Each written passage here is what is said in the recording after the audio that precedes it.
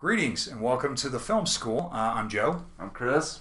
And this episode we're going to do a quick review on Spider-Man Far From Home, the latest, the sequel to Spider-Man Homecoming, the 23rd film in the Take MCU. two. Oh, we're going to do a take two? No. Well, now we have to. Stark chose you. He made you an Avenger. The world needs that. Everywhere I go, I see his face. I just really miss him. Tony second-guessed everything he did. But the one thing that he didn't second-guess was picking you. Spider-Man Far From Home. You gonna be the next Iron Man now? Well, no, I'm too busy doing your jobs. Tonight we're going to talk about Spider-Man Far From Home, the sequel to Spider-Man Homecoming, and the 23rd film in the MCU. Right off the bat, I really enjoyed this movie. Yeah, it was awesome. Very entertaining. A lot of fun. Picking up after Avengers Endgame, after that 5-year period. And by the way, spoilers.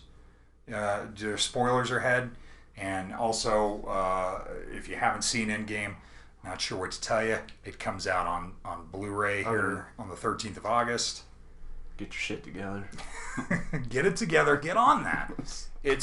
Endgame was really one of the most enjoyable experiences I've had this year in the theater, and I feel like Spider-Man Far From Home, same thing.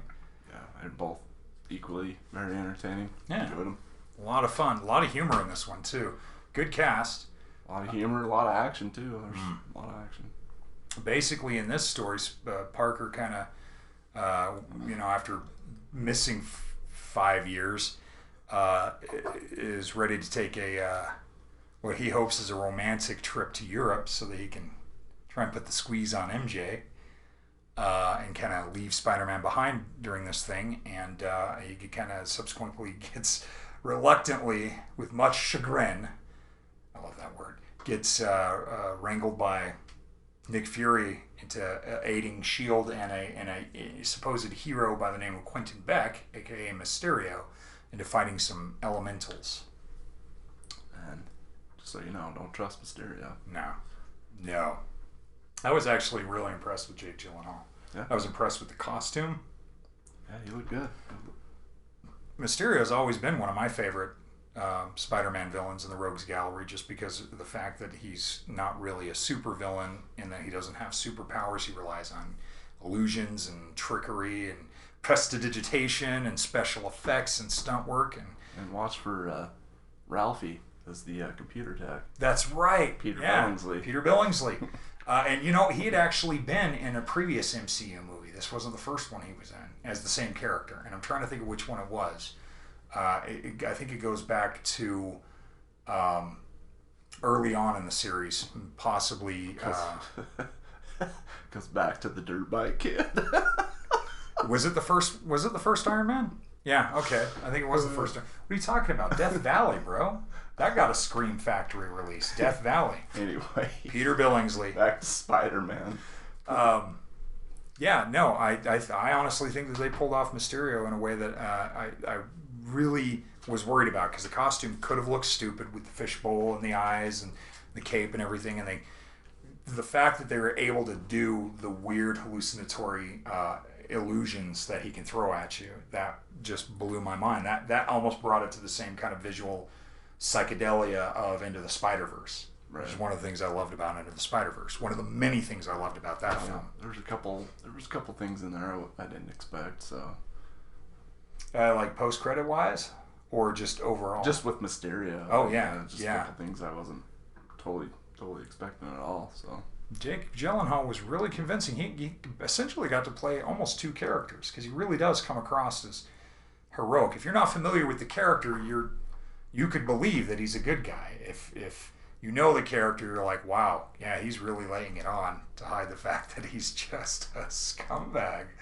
But he does it so well. I was actually impressed that that he was able to pull that off as well as he did, because I really didn't know what to expect. I've never seen him in a movie like this. I mean, we're not going to talk about Prince of Persia. I probably shouldn't have even brought it up. You shouldn't have brought it up. Why'd you bring it up? Well, it's because it's your favorite movie, Joe. I do. I have the boutique. I've got a steelbook 4K. I don't own it. I don't even own the games. But anyways, of course, the cast in this is great. I love Tom Holland. I think I've liked everyone who's played Spider-Man so far, but for me, he just really nails how I've always pictured Parker as a teenager. Yeah, he's definitely perfect as Spider-Man. I would definitely agree with that. Yeah, I like Zendaya's deadpan humor, or her version of MJ. Although the one name actor thing drives me nuts. Cher, Sting, but whatever. Yeah, the whole cast is really good. It was cool to see Maria Hill again. Agent Hill in S.H.I.E.L.D. Oh yeah. Nick Fury. Of course, Marissa Tomei. Oh yeah. Mm-hmm. Beautiful. Fantastic, yeah. And John Favreau. And I like the fact that those two start dating. Kind of. Yeah. Just a summer fling. Just got a summer fling. I thought that was very, very cute. There's so much to like about this film. It's a solid story. It's got good pacing. It's fairly unpredictable. I mean, as unpredictable as a comic book based superhero movie can, for the summer blockbuster can be, and that's not a criticism. There are certain rules to certain genres that you have to follow, and this doesn't really subvert any of those rules, but it doesn't matter because it is thoroughly a Spider-Man film and a worthy sequel to Homecoming, which I thought was a 3.5-star film. I thought it was one of the better comic book adaptations of 2017, almost as good as Wonder Woman. And I feel like Marvel just keeps hitting them out of the ballpark. Yeah. So what's next, Marvel? Yeah, what is next? Anybody else out there know what's next in the phase? Because I actually, at this point, do not know. Especially with the recent acquisition of 20th Century Fox, the fact that they've taken out all the X-Men and the sort of mutant characters. Where's this all going to go to? Who knows? And there was a nice little tribute to Tony Stark at the beginning. Again, if you haven't seen Endgame, I'm not going to apologize. I'm just telling you. We warned you with spoilers. Nice little goofy tribute to Tony Stark in the beginning. Oh yeah, that's right. Yeah, At the old high school AV club. Uh-huh. Fantastic. And don't want to ruin everything for you. If you haven't seen it, you should probably have stopped watching a little while ago. But if you have seen it, let's just discuss the really awesome post-credit sequence setting up the next Spider-Man movie, ending this film essentially on a really awesome cliffhanger that only sucks because it's going to be another 2 summers before we get to see what happens next, right? But the fact that they got J.K. Simmons as J. Jonah Jameson, old JJ, because I can't honestly picture anyone else playing him now. Right? I mean, we've had multiple Sherlock Holmes, multiple Robin Hoods, Batmans, Supermans, but honestly, I can only see him. Now we got a new Batman, but yeah. Anyway. So was that official? Mm-hmm. I kind of stepped away. I wanted to just wait until it's just. Well, a lot of people were not looking forward to seeing Michael Keaton, so who knows? Maybe Twilight Boy will do a good job. Yeah, we'll see. I wasn't keen when I heard Heath Ledger. I've never been a fan. Nothing against some of the movies he's been in. I just first night not into it. Fast Hands, 10 Things I Hate About You. Just could not get into it, and I had no expectations. I wasn't angry. Then his Joker ended up being awesome. So. You got to give these things a chance. But, I mean, like, every time they've recasted Spider-Man, I'm just like, oh, boy. Oh, this is going to be weird. And it always turns out to be good. Andrew Garfield was good. Tom Holland's good. So, no complaints there. But, yeah, I'm going to give this 3.5 out of 4 stars. I would give this 3.5 as well. It's definitely worth it. And I'm definitely going to be picking up the physical media on this one. It's going to be worth owning. Probably be out in September or October. I don't think you will, actually. No? Fine. I'll do you one better. I'll buy the 35mm print and a projector just to piss you off.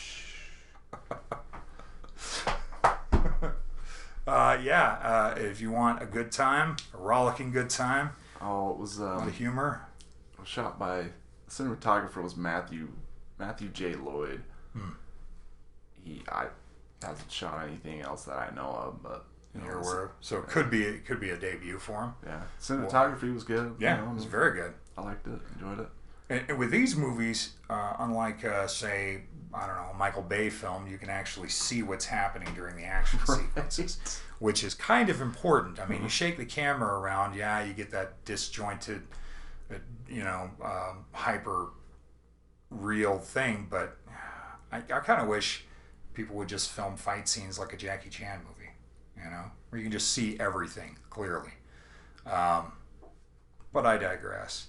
And also, I have to say, I think my favorite scene in the movie, and this is probably the most juvenile thing for me, my favorite scene was seeing Flash Thompson get punched in the groin.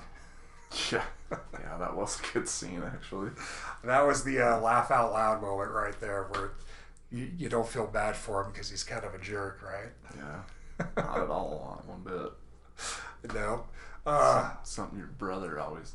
my brother would always do it to me, so I know how he feels. I think I was the one who always did that kind of thing to cousins of mine. It's terrible. Yeah, I really dug this movie, and I'm looking forward to where they go from here. So I'm definitely recommending you see it in the theater before you miss it. Yeah.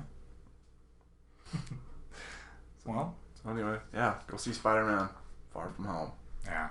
And thanks for joining us.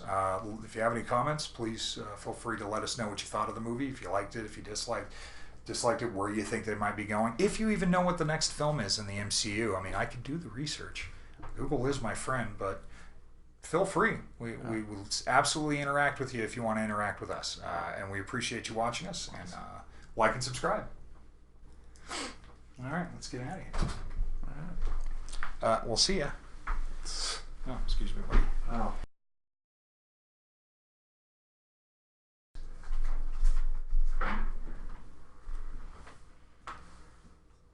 Did you guys record it without me?